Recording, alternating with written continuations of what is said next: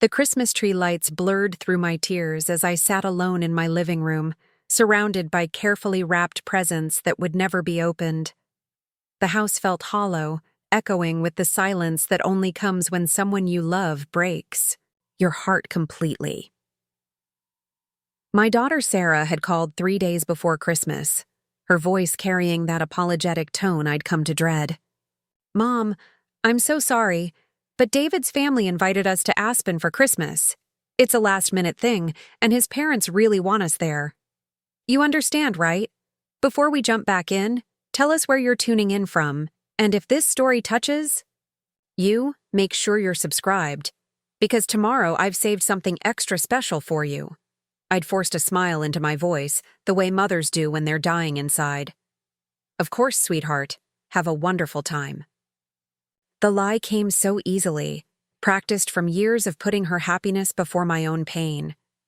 27 years of single motherhood had taught me to swallow disappointment like bitter medicine.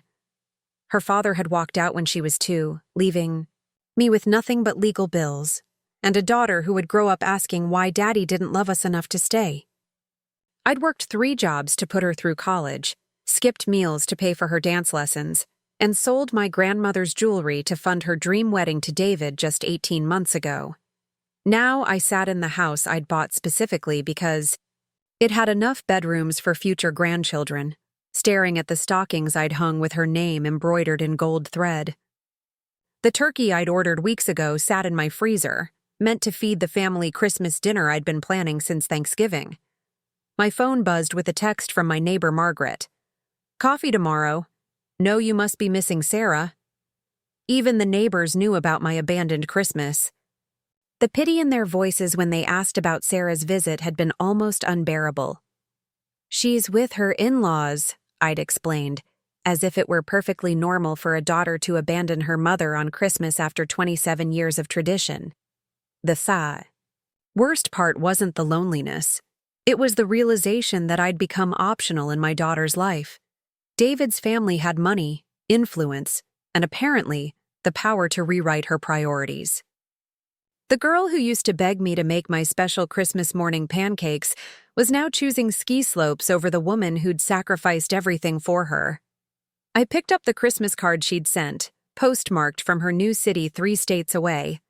Inside, her handwriting was hurried. "Thanks for understanding, Mom. Love you." No mention of missing me, no promise to make it up, just gratitude that I'd once again bent to accommodate her life. The doorbell rang, startling me from my self-pity. Through the frosted glass, I could see a delivery truck.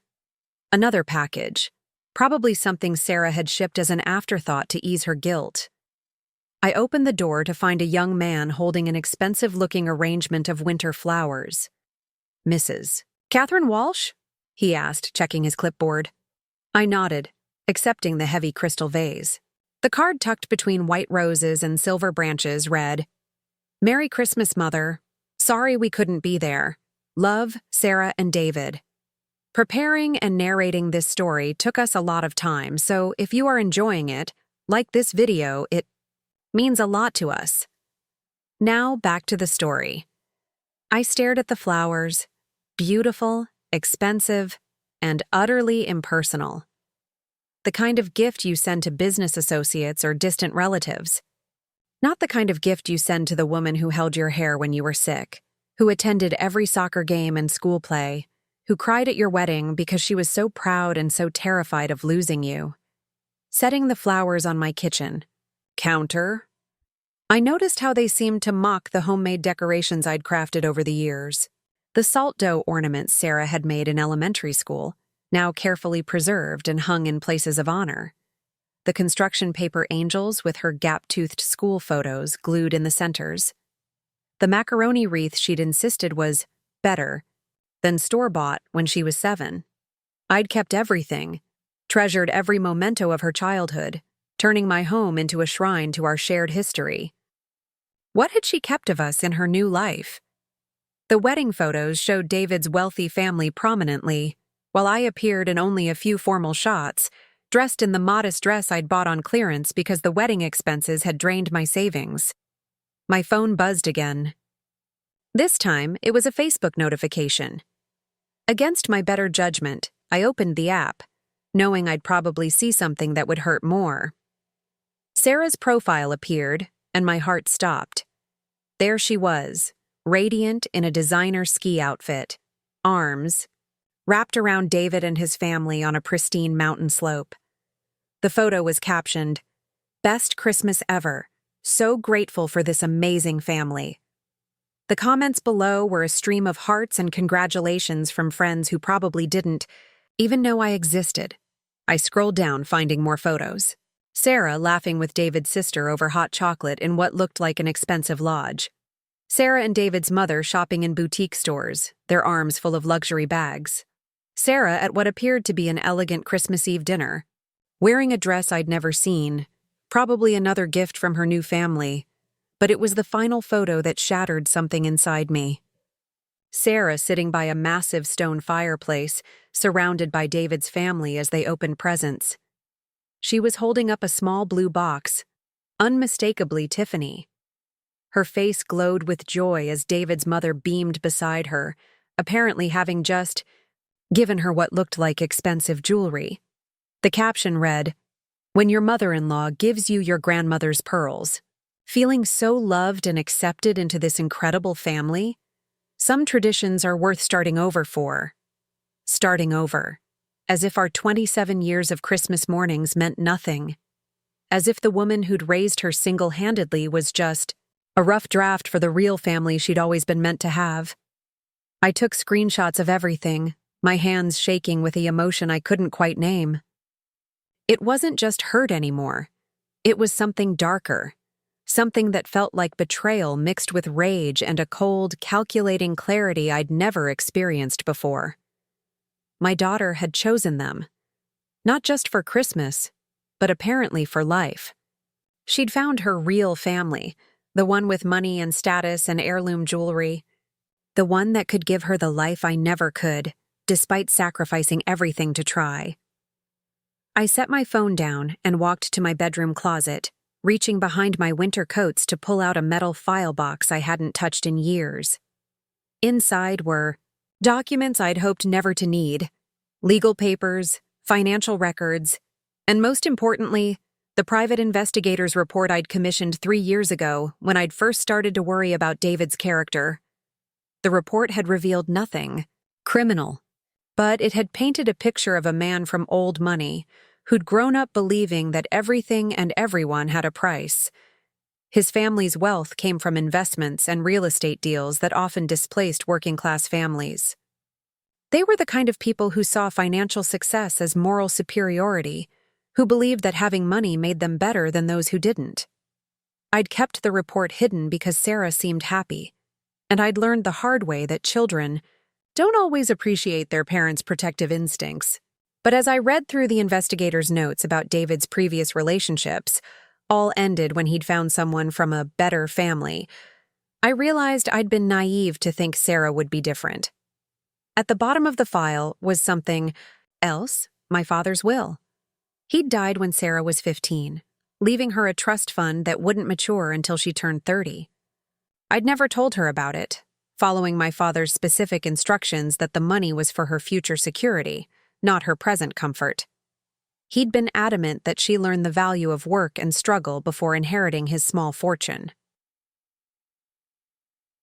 The fund trust currently held nearly $2 million, carefully invested and managed by the law firm that had handled my father's estate. Sarah would gain access to it in 3 years, on her 30th birthday. Or she would have, if certain conditions were met. I pulled out my reading glasses and reviewed the terms I'd memorized but never fully considered.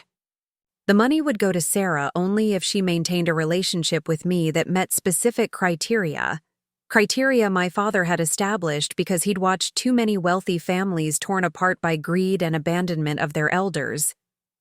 If Sarah failed to meet those conditions, the money would go to a charity of my choosing. My father had been old-fashioned in many ways, but he'd been brilliant about human nature. He'd seen how money could corrupt relationships and had built protections into his will accordingly.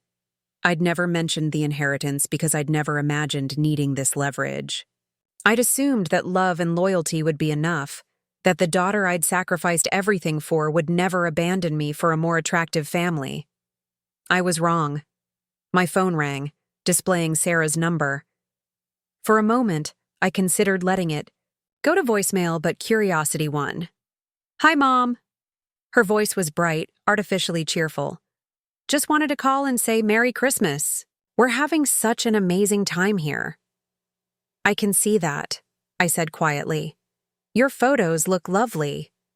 "Oh, you saw them. Isn't this place incredible? David's parents are just so generous. His mom gave me her grandmother's pearls tonight. They're apparently worth more than most people's cars. I felt like royalty wearing them." The casual mention of the pearls' value, the easy way she dismissed most people as if she'd never been one of them, confirmed everything I needed to know about how thoroughly she'd been transformed. "That's wonderful, sweetheart," I managed. "I'm glad you're enjoying yourself." "We really are. You know, Mom, I think this is exactly what I needed. David's family has shown me what real traditions look like, what it means to be part of something bigger than yourself. It's made me realize how small our little Christmases were. Small. 27 years of love, sacrifice, and tradition were small." "I understand," I said, my voice steady despite the storm building inside me. "Sarah, I need to ask you something.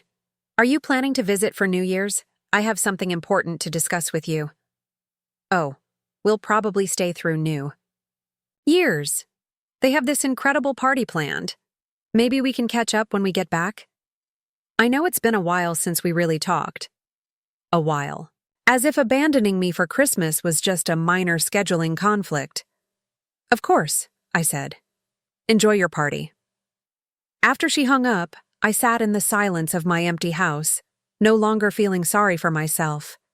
Instead, I felt something I'd never experienced in 27 years of motherhood, a cold, clear understanding that love and sacrifice weren't always enough.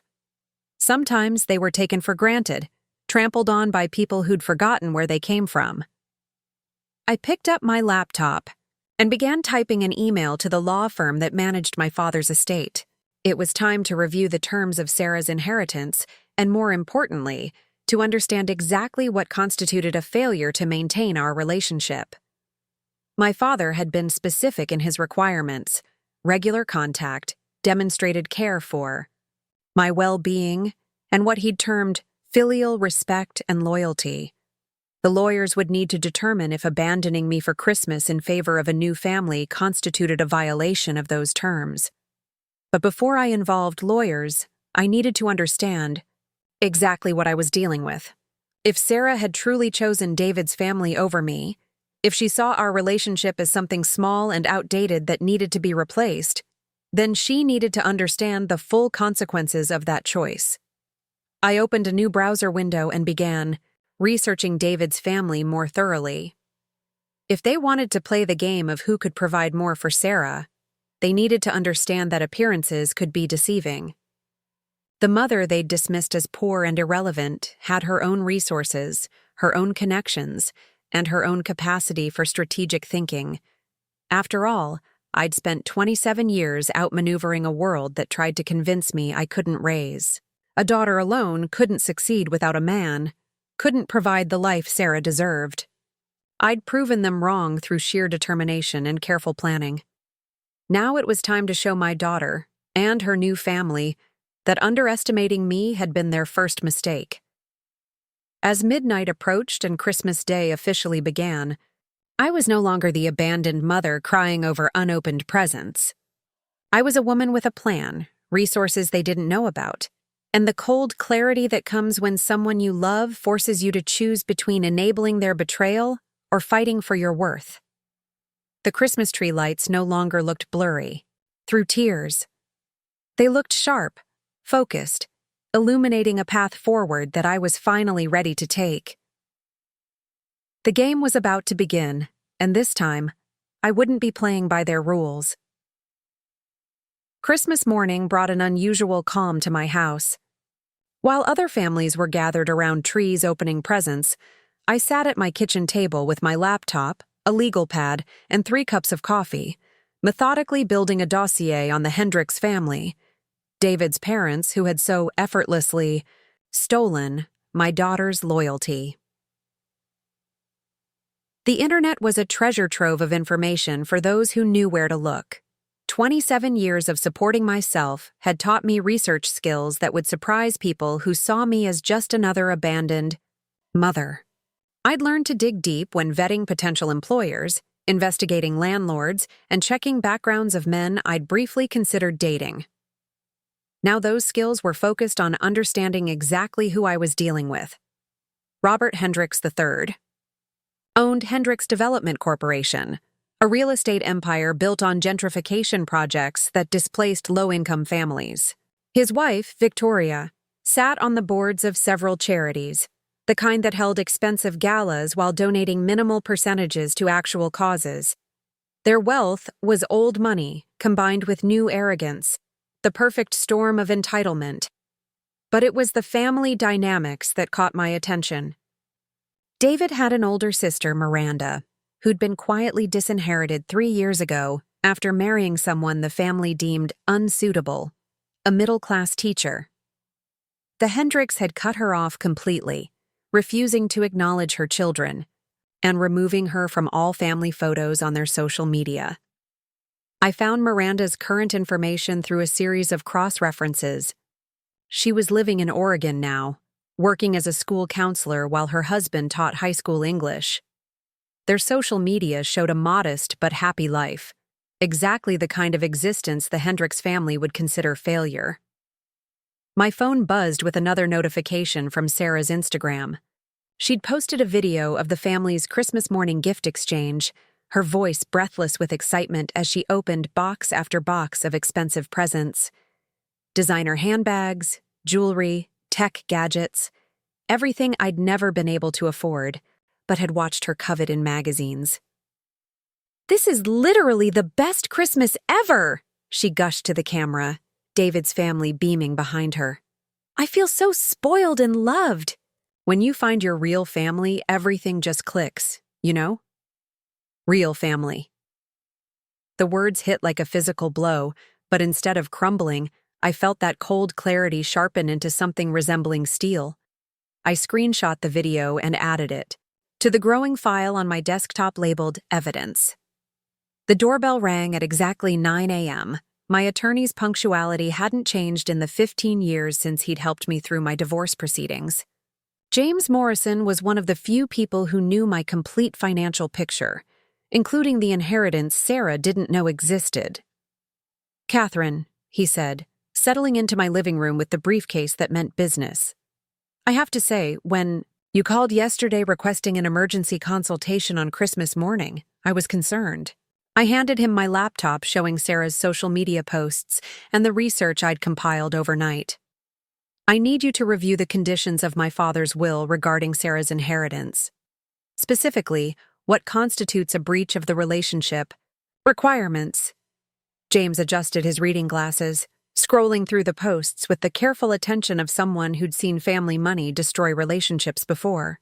"These posts are illuminating. She's clearly prioritizing her relationship with her in-laws over maintaining appropriate contact with you." "It's not just the posts," I said, pulling out my legal pad. "She canceled Christmas after 27 years of tradition. She's referring to them as her real family and our relationship as small. She's accepted expensive gifts and seems to be positioning herself as their daughter, rather than maintaining appropriate boundaries." James pulled out his copy of my father's will, the document I'd barely glanced at in years. "Let's review the specific language. Your father was quite detailed in his requirements." He read aloud, "The beneficiary must maintain regular and meaningful contact with Catherine Walsh, demonstrate appropriate filial respect and care for her well-being, and honor the family relationships that provided the foundation for this inheritance." Regular. "Contact," I repeated. "She's been reducing our communication for months. Meaningful contact. These surface-level calls don't qualify. Filial respect, publicly dismissing our family traditions, violates that. And honoring family relationships? She's actively replacing your family with theirs, James finished. Catherine, based on what you've shown me, we have grounds to trigger the review clause. But you need to understand, this isn't just about the money. If we pursue this, you're essentially declaring war on your relationship with Sarah. I looked around my living room at the Christmas decorations that would have meant nothing to my daughter anymore, at the presents I'd bought for someone who clearly didn't value what I could offer. James, I think Sarah already declared war on our relationship. I'm just finally ready to fight back. He nodded slowly. Then we need to document everything. Every missed call, every canceled visit, every public statement that demonstrates her choice to prioritize her new family over her obligations to you. We spent the next 2 hours going through my father's will with forensic precision. The conditions were more complex than I'd remembered. Sarah had to maintain not just contact, but demonstrate active care for my well-being. She had to acknowledge me as her mother in public forums. She had to spend significant holidays with me unless prevented by genuine emergencies. Most importantly, she couldn't publicly embrace another family as a replacement for ours while benefiting from the inheritance our family had provided. Your father was clever, James observed. He included a cooling-off period. If Sarah violates the conditions, she has 90 days to remedy the breach before the inheritance transfers to charity. It's designed to encourage reconciliation rather than immediate punishment. What would constitute remedying the breach? I asked. Demonstrated recommitment to your relationship, public acknowledgement of her family obligations, a pattern of behavior showing she values your relationship appropriately. I considered this carefully.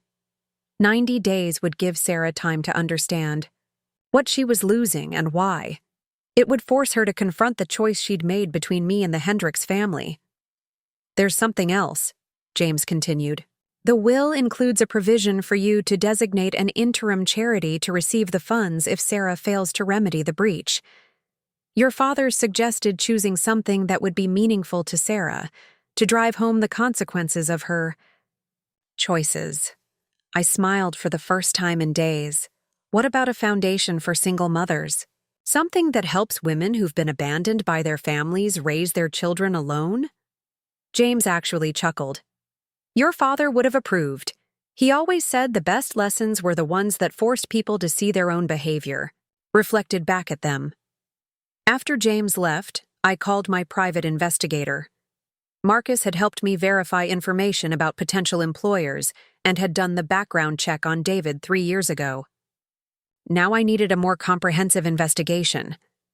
Marcus, I need everything you can find on the Hendricks family: financial status, business practices, family dynamics, legal issues, everything.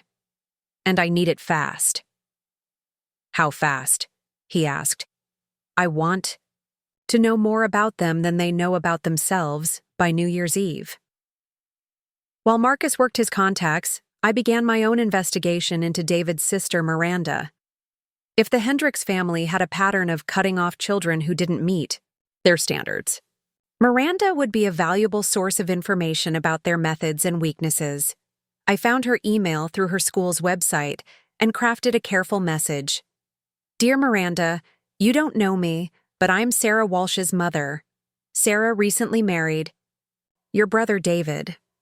I'm writing because I'm concerned about some patterns I'm seeing in how your family handles relationships, and I wonder if you might be willing to share your perspective on a confidential basis. I believe we may have some common ground regarding your family's expectations and methods. I hit send before I could second-guess myself. My phone rang within 30 minutes. Mrs. Walsh? The voice was cautious but curious. I got your email. I have to say, it's the first time anyone from David's world has reached out to me since they cut me off. I'm learning some difficult truths about your family's approach to relationships, I said carefully. I was hoping you might help me understand what I'm dealing with. Miranda was quiet for a moment. Can you talk freely? Are you somewhere private? Yes, I'm at home alone. Sarah is in Aspen with your family for Christmas. Of course she is. They always make Christmas a test of loyalty. Miranda's voice carried years of pain. Mrs. Walsh, how much do you know about what my family did to me? I know they disinherited you for marrying someone they disapproved of. I know they don't acknowledge your children. It's worse than that. They didn't just cut me off financially. They systematically destroyed my relationships with other family members. They spread lies about my husband, questioned my judgment to extended family, and made it clear that anyone who maintained a relationship with me would be next. My blood chilled. Are they doing something similar with Sarah? Think about it, Miranda said. When was the last time Sarah spoke positively about your Christmas traditions? When did she start criticizing the way you celebrated holidays or your financial limitations? When did she begin comparing your family unfavorably to ours? The pattern was suddenly clear. Sarah's gradual distancing hadn't been natural evolution. It had been carefully orchestrated. The casual comments about our small celebrations, the increasing frequency of canceled visits, the way she'd started viewing my modest lifestyle as somehow embarrassing. They're very good at what they do, Miranda continued. They identify what someone wants most, in Sarah's case, probably financial security and social status, and then gradually convince them that their current family is an obstacle to achieving it. But why? What do they gain from isolating their children from their original families? Control, Miranda said simply. When you cut someone off from their support system, they become completely dependent on you. Sarah probably feels like she can't afford to lose David's family because she's already sacrificed her relationship with you. Except she hasn't sacrificed it yet, I said quietly. Not completely. What do you mean? I took a deep breath. Miranda, there are things about my family's financial situation that the Hendricks don't know. Things that might change their calculations if they understood what Sarah was actually giving up. Are you saying you have resources they don't know about? I'm saying that people who underestimate others based on appearances often make critical miscalculations. Miranda was quiet for a long moment. Mrs. Walsh, if you're planning to fight them, you need to understand. They don't just play dirty, they play to destroy. When they decided I was a threat to their control over David, they didn't just cut me off. They hired private investigators to dig up dirt on my husband. They contacted his school board with anonymous complaints. They made our lives hell until we moved across the country. What would happen if someone turned their own methods against them? You mean investigating them the way they investigated me? Miranda's voice carried a note of interest. It would need to be comprehensive. They've built their reputation on appearing perfect, charitable, successful. But underneath? What's underneath, Miranda? Robert's business practices are questionable at best.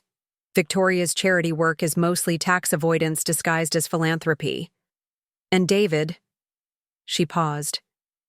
David has a history of relationships that ended badly when the women didn't provide enough social or financial benefit.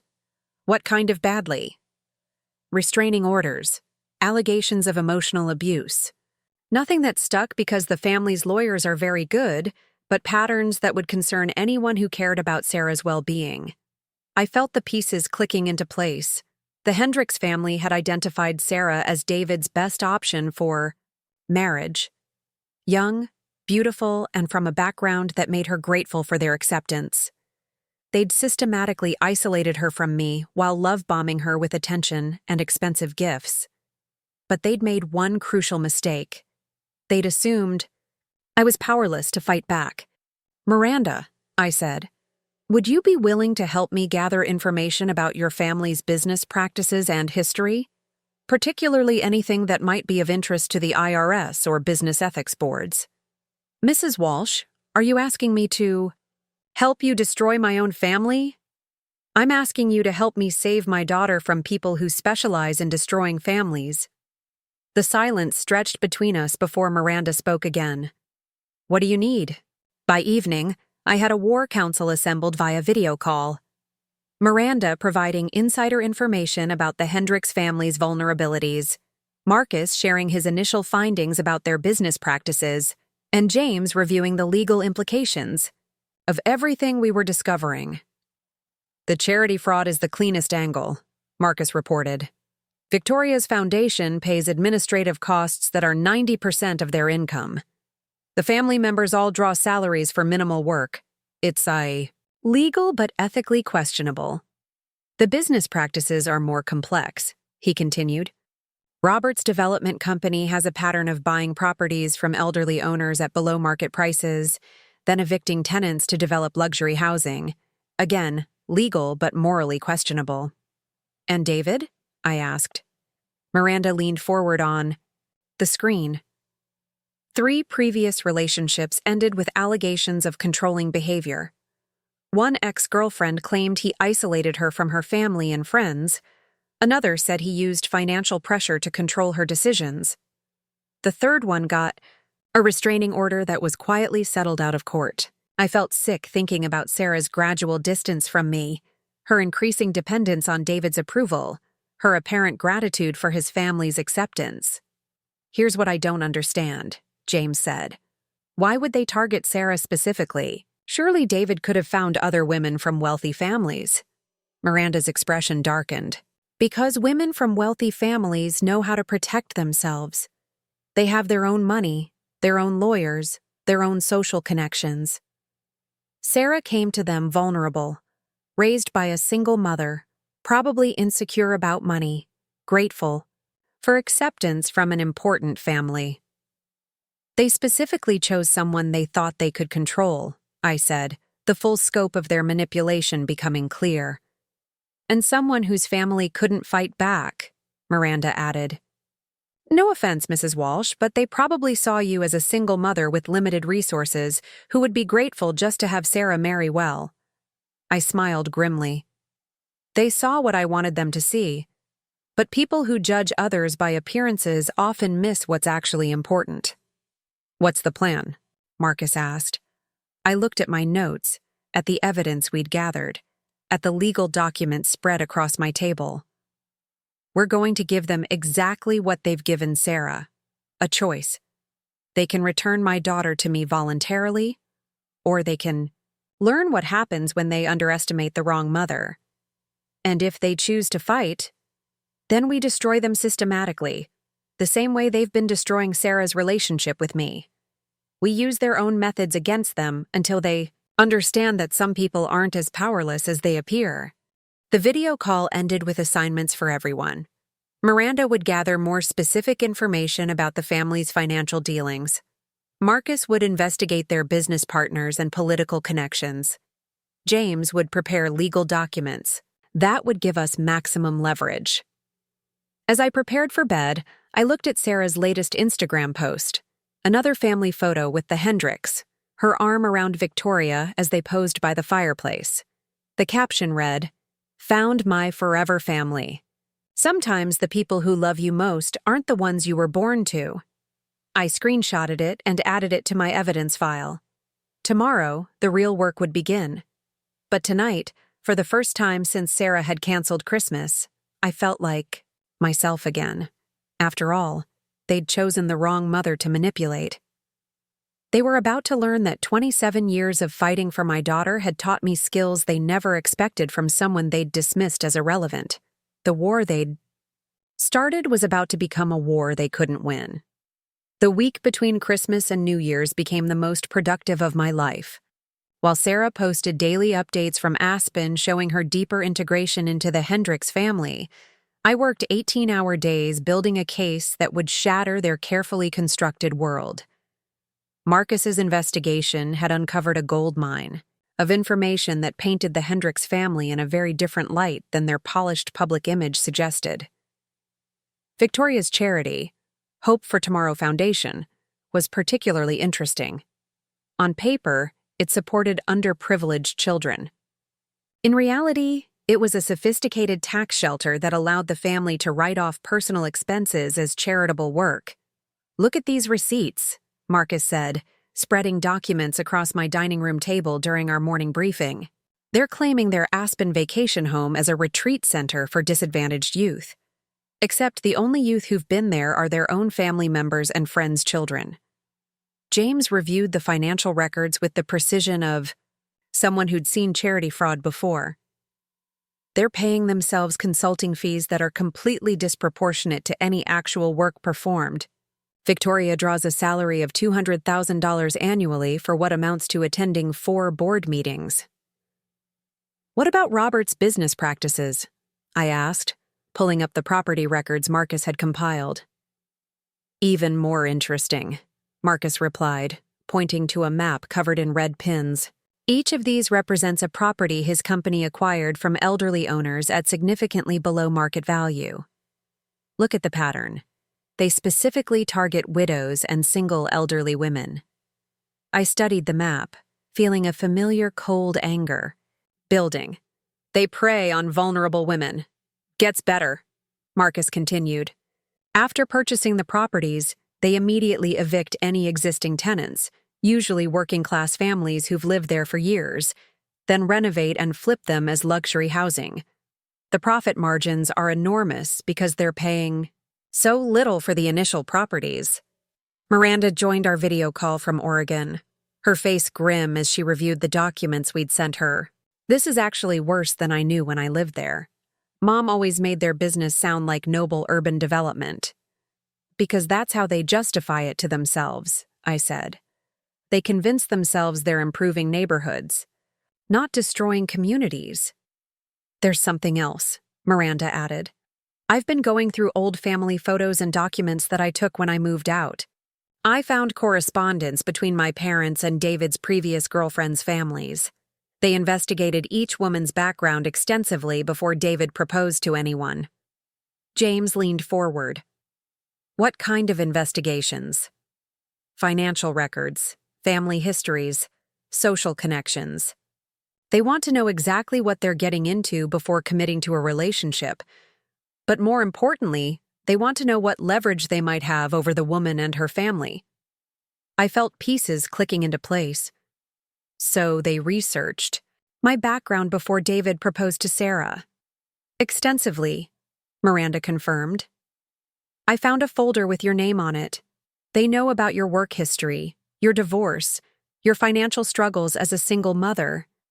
They think they have a complete picture of who you are, but they don't know about the inheritance, James observed, because they only investigated what was publicly available, I said. They saw a struggling single mother and assumed that was the complete story. Marcus pulled out another file. Speaking of assumptions, I've found something very interesting about their current financial situation. Robert's company has been struggling more than their lifestyle suggests. They've taken significant loans against their property holdings to maintain their standard of living. How significant? I asked. Significant enough that losing their charitable tax deductions could create serious cash flow problems. And if their business practices came under scrutiny from regulators, they could face substantial fines that would strain their resources further. I smiled, understanding the leverage we were building. So they're not as financially secure as they appear. Not even close, Marcus confirmed. They're wealthy on paper, but cash poor in reality. Most of their assets are tied up in properties and investments that would be difficult to liquidate quickly. My phone buzzed with a text from Sarah. Mom, having the most amazing time. David's. Parents are talking about taking us to Europe this summer. Isn't that incredible? Hope your Christmas was nice. The casual tone, the obvious attempt to make me jealous, the complete lack of genuine interest in how I was doing. It all confirmed what Miranda had told me about their manipulation tactics. I showed the text to the group. They're escalating the love bombing. More expensive promises. More reasons for her to feel grateful and dependent. That's actually good for us, James said. The more they promise her, the more devastating it will be when those promises disappear. What's the timeline? I asked. When do we start applying pressure? Miranda checked her calendar. They're planning to return from Aspen on January 2nd. There's always a big New Year's Eve party at the house. All their wealthy friends, lots of social media coverage. It's their biggest opportunity each year to show off their perfect family image. Perfect, I said. Let's give them a New Year's Eve they'll never forget. Marcus pulled out his laptop. I've been working on something special. Remember how they use social media to project their image? Well, social media can work both ways. He showed us a carefully curated collection of documents, photos, and public records that told the real story of the Hendricks family's business, practices. Property acquisition records showing elderly widows forced to sell at below-market prices. Photos of families being evicted from properties Robert had purchased. Financial records showing the charity's questionable expenditures. This is everything? I asked. Everything that's public record, Marcus confirmed. Nothing illegal about sharing information that's already available to anyone who knows where to look. James reviewed the package carefully. This is sophisticated work. If this information became widely available, it would seriously damage their reputation in their social circles. But we need to be strategic about timing and delivery, I said. We want maximum impact with minimal legal exposure. Miranda nodded. The New Year's Eve party would be perfect timing. All their friends will be there, everyone will be checking social media throughout the evening, and any negative publicity will spread through their entire social network immediately. There's something else, I said, pulling out my father's will. I think it's time to trigger the review process for Sarah's inheritance. Even if she doesn't know about the money yet, the legal documentation will create a paper trail that shows she was warned about the consequences of her choices. James nodded. I can file the preliminary review documents tomorrow. The court will issue a formal notice to Sarah that her inheritance is under review due to violations of the relationship maintenance clauses. She'll have 90 days to remedy the breach. What will that notice say exactly? I asked. That she's failed to maintain appropriate contact and care for you, that she's publicly embraced another family as a replacement for her biological family, and that she has 90 days to demonstrate renewed commitment to your relationship or forfeit her inheritance. I imagined Sarah receiving that notice, probably while she was still in Aspen with the Hendricks family. The shock of learning about money she never knew existed, the realization that her behavior had consequences she hadn't considered. She'll call me immediately, I predicted. Probably, James agreed. What will you tell her? The truth. That choices have consequences, and she's made her choice clear. If she wants to remedy the breach, she needs to demonstrate through actions, not words, that she values our relationship. Miranda looked concerned. Are you prepared for them to fight back? Because they will. When the Hendricks family feels threatened, they don't just defend themselves, they attack. What kind of attacks? I asked. They'll investigate you more thoroughly, looking for anything they can use against you. They'll pressure Sarah to cut contact with you completely. They might even spread rumors about you in their social circles, trying to paint you as a bitter, jealous mother who's trying to manipulate Sarah with money. Marcus grinned. Let them investigate. The deeper they dig, the more they'll realize they've underestimated their opponent. Besides, I added, if they pressure Sarah to cut contact completely, that just provides more evidence for the inheritance. Review. They're essentially helping us build our case. James gathered his documents. I'll file the inheritance review paperwork first thing tomorrow morning. The court notice should reach Sarah by January 3rd at the latest. And I'll have the social media package ready to deploy during their New Year's Eve party, Marcus said. Anonymous accounts, strategic timing, maximum visibility among their social circle. Miranda checked her phone. I just got a text from an old family friend. She's attending the party tomorrow night. She said she'd be happy to provide real-time updates on how the information is being received. Perfect, I said. By January 2nd, the Hendricks family will understand that they're dealing with someone who knows how to fight back. That evening, I sat in my study reviewing everything we'd compiled. The evidence against the Hendricks family was damning, but not criminal.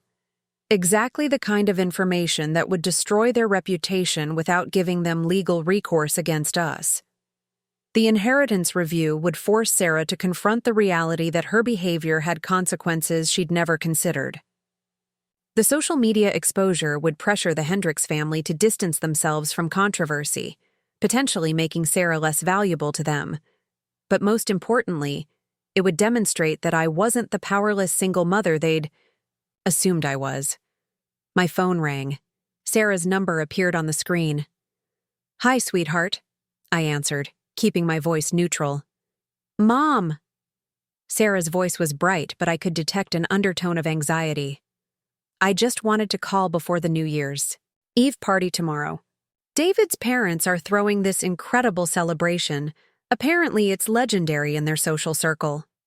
"That sounds lovely," I said. "I hope you have a wonderful time. Are you okay? You sound different." For a moment, I considered telling her everything about the inheritance, about what I'd learned about the Hendricks family, about the legal papers being filed tomorrow. But that would ruin the impact of what was coming. "I'm fine, Sarah, just tired. It's been a long week." "Oh, well, I wanted to let you know that David's parents have invited us to stay through January. His mom wants to take me shopping for a new wardrobe, and his dad is talking about introducing David to some business contacts. It's such an amazing opportunity." "I'm sure it is," I said quietly. "Sarah, before you extend your trip, you might want to check your mail when you get home. There might be some important documents waiting for you."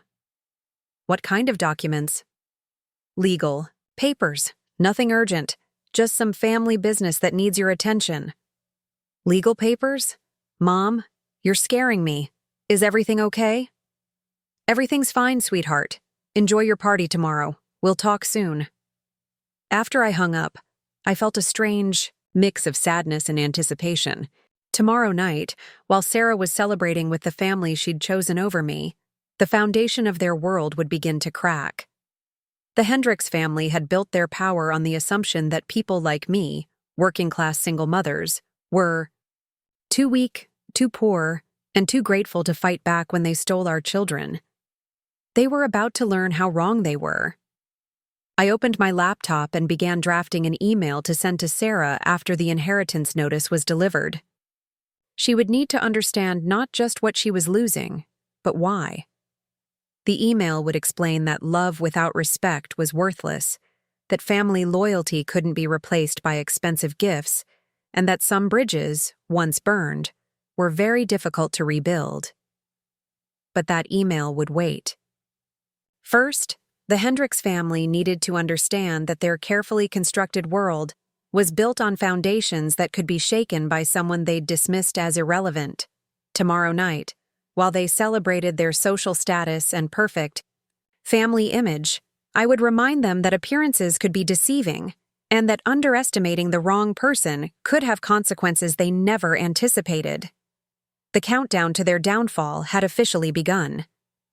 Up next, you've got 2 more standout stories right on your screen. If this one hit the mark, you won't want to pass these up. Just click and check them out. And don't forget to like, subscribe, and turn on the notification bell so you don't miss any upload from us.